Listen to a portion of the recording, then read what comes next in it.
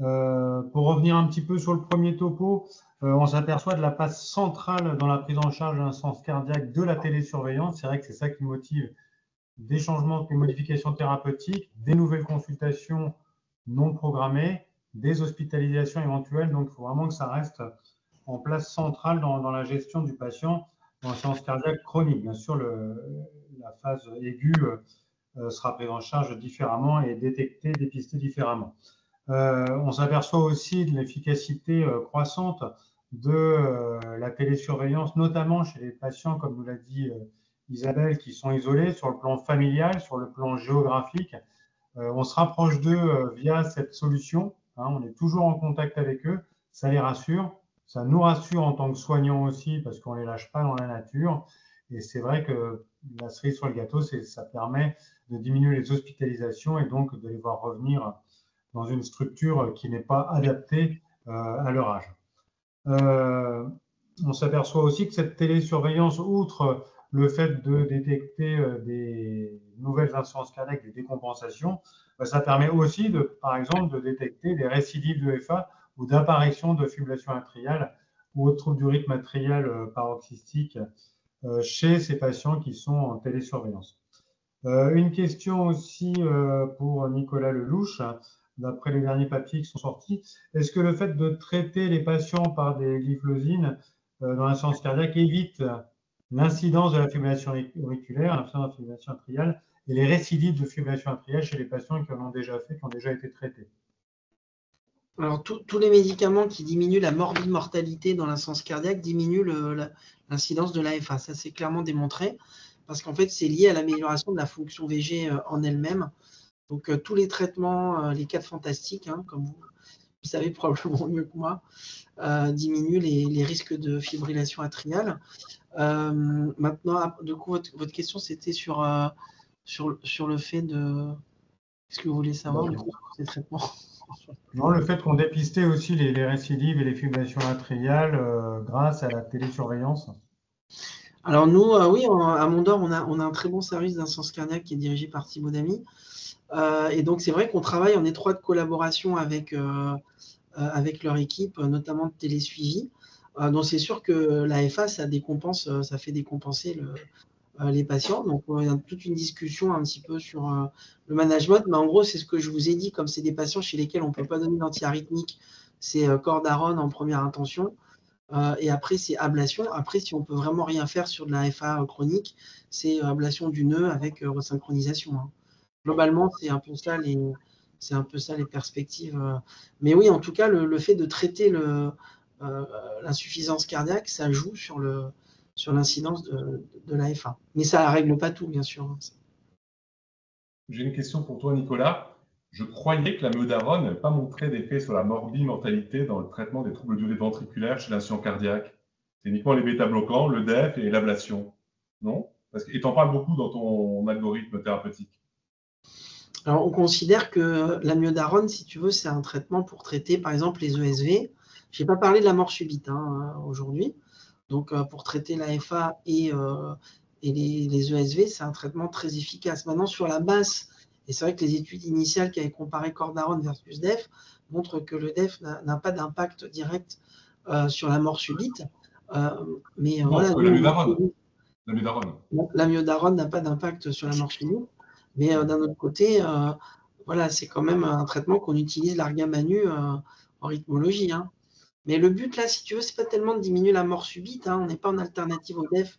Là, on est plus sur le traitement de l'insuffisance cardiaque pour faire sortir les patients de l'indication du DAI. Donc, c'est vraiment un mécanisme indirect. Tu vois, c'est pas une action directe sur la mort subite. Ouais. D'accord. J'ai une question pour Isabelle et pour Guillaume. Pour l'indication d'une télésurveillance, en fait, il faut surtout s'intéresser aux patients pour lesquels on n'a pas envie de s'intéresser, entre guillemets, c'est-à-dire le patient très âgé, qui est seul et qui est loin de tout. C'est chez lui qu'on sera le plus efficace et qu'on peut estimer faire le mieux notre job, non? Après ta cohorte, Guillaume. Alors, après l'étude de ta cohorte et l'analyse. Après ta cohorte, oui, c'est une bonne proportion. C'est quasiment la moitié des patients. Et puis surtout, ce qui est assez édifiant, c'est que on serait tenté de se dire les patients âgés vont être peut-être moins observants et ça ne ressort pas du tout dans notre cohorte.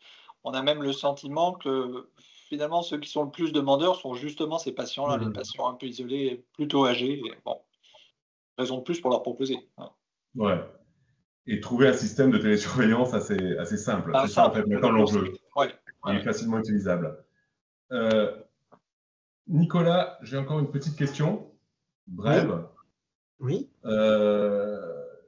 Est-ce que maintenant, sans se poser de questions, lorsqu'on voit un incident cardiaque arriver en fibrillation auriculaire, en dessous de 70 ans, il sort avec une date d'ablation prévue, on est d'accord? Il n'y a pas à le reconvoquer, à réfléchir, parce qu'on ne va pas lui mettre de la cordarone. Maintenant, ça doit faire partie de la prise en charge initiale de l'AFA de l'incident cardiaque. De toute façon, les guidelines, c'est ce que je vous ai montré. Hein. Les études sur l'insuffisance cardiaque, c'est les seules à avoir montré pour l'ablation une diminution de la morbimortalité.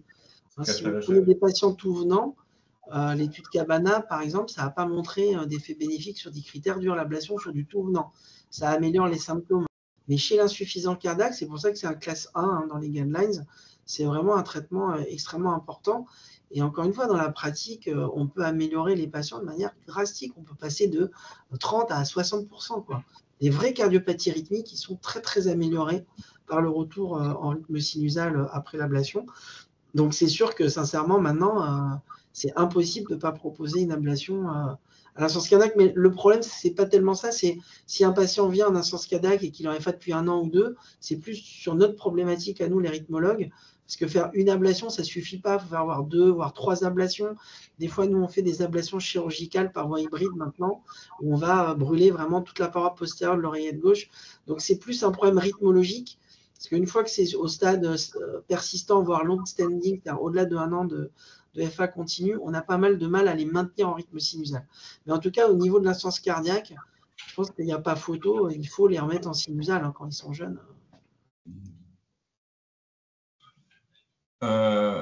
Merci. Juste une petite remarque sur notre cohorte qui est assez intéressante et sur l'observance. On peut remercier, nous, 2 assistantes médicales, Maria Willem et Aurélie Brault, qui appellent le patient au bout d'un certain temps de non-observance. Et ça, la télésurveillance, c'est vraiment intéressant, à condition, évidemment, que les patients utilisent leur système. Donc, on a vraiment mis tout en œuvre avec nos équipes médicales et paramédicales pour améliorer l'observance. C'est d'accord, Isabelle? Enfin, est-ce que tu penses que l'observance de 90%, c'est totalement différent d'une cohorte avec une observance de 60% où les gens vont se connecter un jour sur 2. Il faut vraiment insister pour le faire le plus possible.